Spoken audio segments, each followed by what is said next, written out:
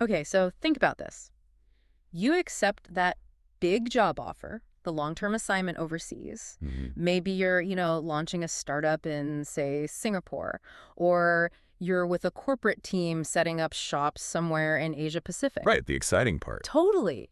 And you've got the business plan, the visa sorted. You might have even found a great extended stay place like a service department that starts to feel like home. The logistics are handled. Exactly.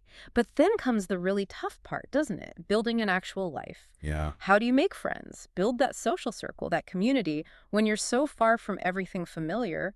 It's a huge challenge, both logistically and, well, emotionally. Absolutely. It's often underestimated. So today, we're going to dive into how expats across Asia are tackling this exact problem.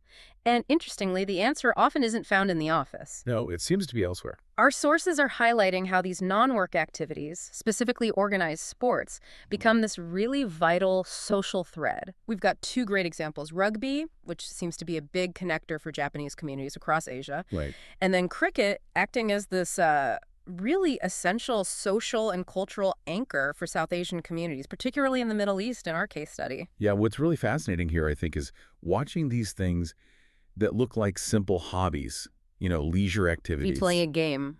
Exactly. Yeah. Watching them transform into these incredibly effective tools for social networking, for keeping cultural ties alive, and eventually for actual integration into the host society. So our mission today is sort of unpack the mechanics of that. How is this sense of belonging actually built? Because it often takes a lot of effort, a lot of organization. It really does. This Yeah. isn't just about letting off steam after work. It's about creating this essential social infrastructure, Hmm. especially for professionals, entrepreneurs on those longer stays who really need that support structure. Okay, so the fundamental point, the big takeaway from the sources seems to be sports are more than just games. They're an almost immediate way to ease that adjustment into a new place. Yes, definitely. For, corporate folks, people starting businesses, anyone there for more than a few weeks, this social foundation is arguably just as critical as finding a decent place to live and work. And you really need that foundation Okay. because when you move into a completely different culture, maybe one that's very diverse, very dynamic, Yeah. well, the risk of feeling isolated or just constantly overwhelmed, it's pretty high. Yeah, I can imagine. So these organized sports, they provide this necessary cultural anchor. It's like, okay, here's a familiar set of rules, a familiar language, even if it's just the language of the sport, right? Right, yeah. Familiar sense of teamwork. Yeah. And that lets expats kind of hold onto their heritage, keep their sanity, frankly, while they're navigating all the new stuff around them. It's a sense of continuity. Exactly. When everything else is unfamiliar, having that one constant can be crucial. Okay, let's get specific then. Let's start with the Japanese expat experience, primarily in Southeast Asia. Okay. For this community, rugby seems to provide what one source calls a lifeline, a necessary lifeline to build social circles, adapt locally, and the way it's organized really tells a story. Mhm. We're talking about this annual event, the Asian Japanese Rugby Cup. Right. This thing has been bringing together teams of Japanese nationals living and working all across Asia since 1997. Since 97. That's That's quite a history. What does that longevity tell you? Well, yeah, that's the question, isn't it? What does that kind of sustained effort suggest? I think it tells you a couple of things. First, that the need for this kind of organized communal activity is probably deeply tied into Japanese corporate culture itself when it moves abroad. The emphasis on hierarchy, loyalty, teamwork, Oh, okay. rugby with its structure, its team-first ethos. It's sort of a natural fit, a comfortable social extension of their professional lives, perhaps. That makes sense. And second, just think about the logistics. Keeping something like that going for almost 30 years across multiple countries. It's kind of astonishing when you think about it. Apparently, this year's tournament, it's in Malaysia. They're expecting up to 17 teams. 17. Wow. Yeah, people flying in from Singapore, Thailand, Indonesia, just for this rugby event. Right. And that travel, that effort, Yeah. it just underlines how significant this is. It's clearly way beyond just a sports competition. So it's more like a reunion. Exactly. It functions much more like an informal reunion, as the source puts it. Maybe even a kind of mandatory cultural gathering. Mm-hmm. These few days are about the rugby, sure, but they're also about cementing friendships, maybe networking between different regional offices. Right, business connections too. Could be. And fundamentally, offering everyone involved this vital, concentrated dose of belonging, shared identity, shared national pride. It feels like a very deliberate, engineered solution to combat the isolation or fatigue of being an expat long-term. Yeah, like a cultural recharge. Precisely. It's that moment they can really relax, be themselves, speak their own language, literally and figuratively, among people who just get it. Okay, that makes a lot of sense. They're investing serious time, serious money to reinforce that identity, which then probably helps them function better back in their host countries. I think that's the idea. Now, if we pivot a bit Okay. and we shift from that really organized structure of Japanese rugby to, well, the almost chaotic beginnings of expat cricket in the Middle East, Mm-hmm. we see a different kind of mechanism, but maybe achieving a similar result. Right, so we're moving now to Saudi Arabia. And here, cricket is described as the definitive cultural anchor for this huge community of South Asian expatriates. Yeah, people mainly from India, Pakistan, Bangladesh, Sri Lanka. And the history sounds really different. Unlike that institutionalized rugby cup, cricket apparently started totally informally. Organically. Yeah, for decades, you just had expats finding any open space, makeshift grounds, parking lots, sandy patches, and setting up games every weekend. Just pure grassroots, driven by that fundamental need for a connection, for camaraderie. Because the community was so large. Exactly. The sheer scale of the South Asian population in Saudi Arabia meant they needed some kind of flexible, massive outlet for social interaction. But, just relying on informal games, that has its limits. It's precarious. Yeah, it can get shut down. There's no real pathway, no legitimacy. So what's interesting is what's happened more recently. We've seen this formalization of that organic need. Ah, okay, so structure is coming in. Yes. Okay. The really noteworthy development here is the institutional support, specifically the creation of the Saudi Arabian Cricket Federation back in 2020. Okay, relatively recent then? Pretty recent. Yeah.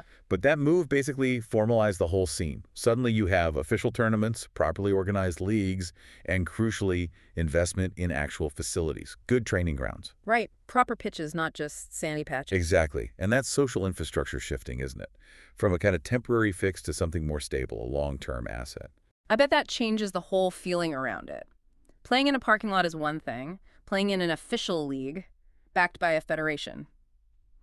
The ambition must change. Oh, absolutely. The sources suggest this formal structure has really spurred serious ambitions, career dreams, representing teams. Mm-hmm. We see mentions of specific players. Mohammad Azimuddin, Abdul Rahman Karajagi, Nurzbul Hassan, Mohammad Saki.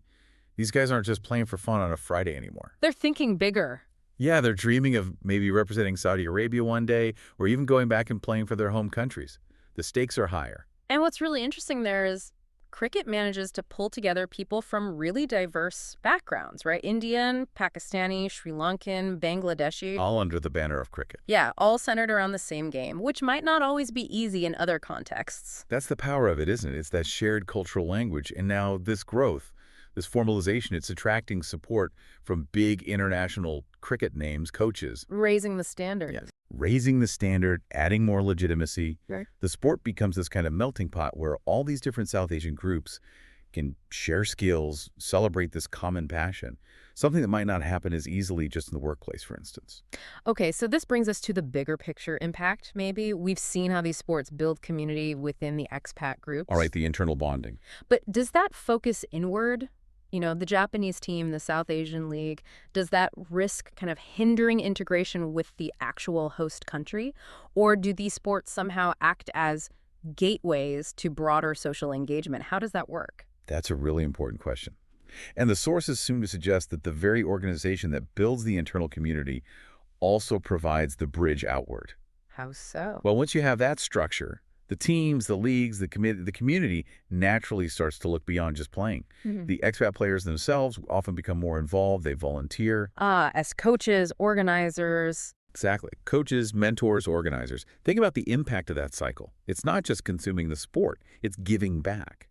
And that actively strengthens the community fabric. But it also provides really practical help and local knowledge to newcomers. Right. Your cricket captain might not just be setting the field for the next match. He might be the guy helping a new arrival figure out local rules or where to find good schools. Using that social capital from the sport. Precisely. Deploying it for real-world adjustment. And it seems like the host countries are noticing this value too. It's not just the expats funding everything anymore. No, and that's that institutional support piece we mentioned with the Saudi Cricket Federation. Yeah. Local organizations, national federations, they're starting to invest. New facilities, professional coaching. Why? What's in it for them? Well, they likely see the benefits, economic, social, of having a well-integrated, stable expat community. Mm. So this investment isn't just about making the sports better. It feels like a proactive step towards actually weaving these expatriate communities into the broader society. Okay, so you see something like cricket in Saudi Arabia gradually moving towards wider participation. Locals getting involved too, not just expats. That seems to be the trajectory. The sport starts as a foreign tradition brought by expats, but through organization and investment, it starts to become more of a shared cultural asset within the host country. So let's try and wrap this up. What's the bottom line here? Our deep dive seems to confirm that whether it's rugby in KL or cricket in Riyadh, Mm. these organized sports are doing something quite powerful. hmm They're taking these deeply held cultural traditions and transforming them into shared living experiences in a new place. They're basically proving that you can deliberately build and maintain a strong sense of belonging even when you're far from home. Yeah, it really highlights the importance of that social and organizational infrastructure for anyone living and working abroad for an extended period. It's about managing that tricky balance, isn't it? I think so. The success lies in navigating a paradox, really. Through the structure of competition and organization, these events let expats hold on to their cultural identity very strongly. The Japanese discipline, the South Asian cricket heritage. Exactly. While at the same time, fostering practical interaction, integration, networking with the local host communities. The structure itself becomes the bridge between maintaining identity and integrating. Structure as the bridge. I like that. And maybe this leaves us with a final thought for you, the listener. Okay. Given how important these specific sports clearly are for the emotional and social well-being of these expat groups, Yeah. what other non-professional activities might be quietly doing the same vital job elsewhere? You mean like art clubs or music groups? Yeah, or maybe specific food traditions, cooking clubs, who knows? Yeah. Things that might be providing that same anchor, that same community hub for different groups of expats in different parts of the world. And the question then is, And what kind of support do they get? Is it all informal? Or is there institutional backing sometimes? It makes you wonder about all the hidden social infrastructure that's quietly supporting global mobility, beyond just finding a nice apartment or office space. Something to think about.